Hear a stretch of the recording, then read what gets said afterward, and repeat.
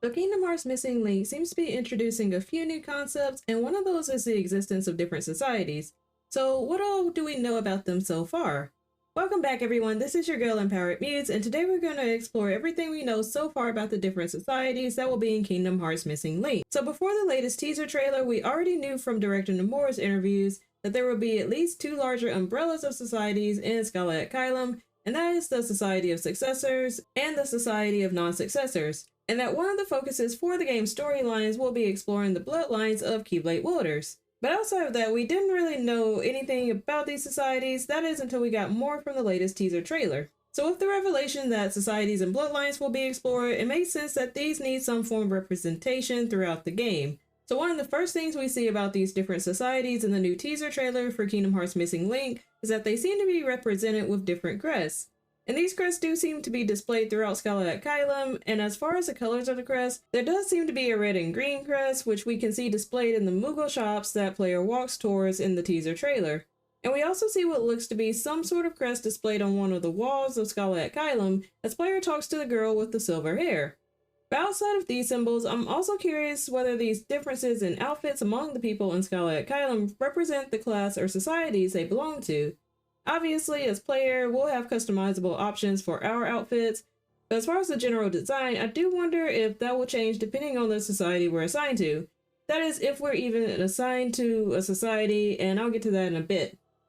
But as far as the other characters in the game, it could be the case that the type of outfit or even the color indicates the society that person belongs to. Maybe those of a higher class, or those directly descended from Ephemer, for example, wear a more high-class outfit than those of a society that's not descended directly from Ephemer. And with there being multiple societies in Kingdom Hearts Missing Link, it stands to reason that there should be some sort of governing body over them. So another key thing about how societies seem to work in this era of Scarlet Kylam is that there does seem to be an overall ruling class for that world, and that ruling class was referred to as the Founders in the latest teaser trailer. So I'm very curious about just how the Founders came to be. Are they simply made of those descended directly from Ephemer as the Society of Successors? Or are they more so a council made up of those descended from Ephemer as well as descendants of other powerful Keyblade wielders?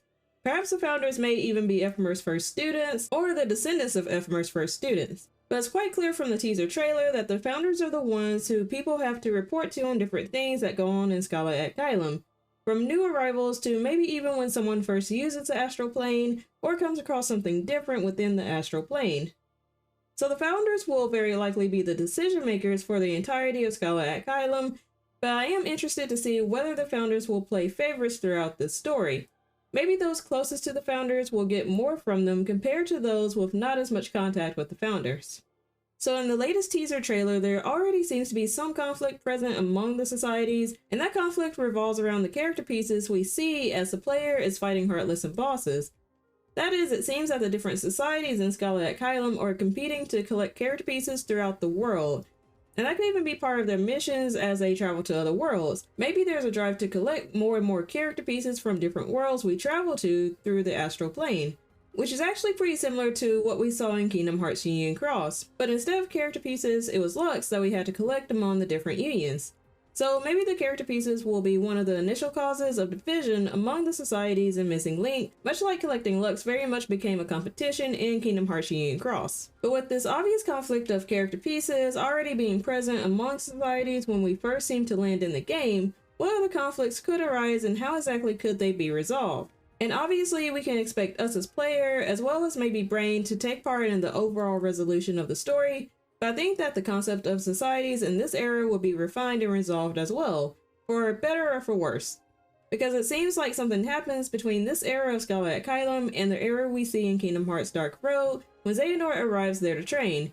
And it could be something as simple as the entire world of Scala being locked or rearranged with the Master's Defender by the end of Missing Link.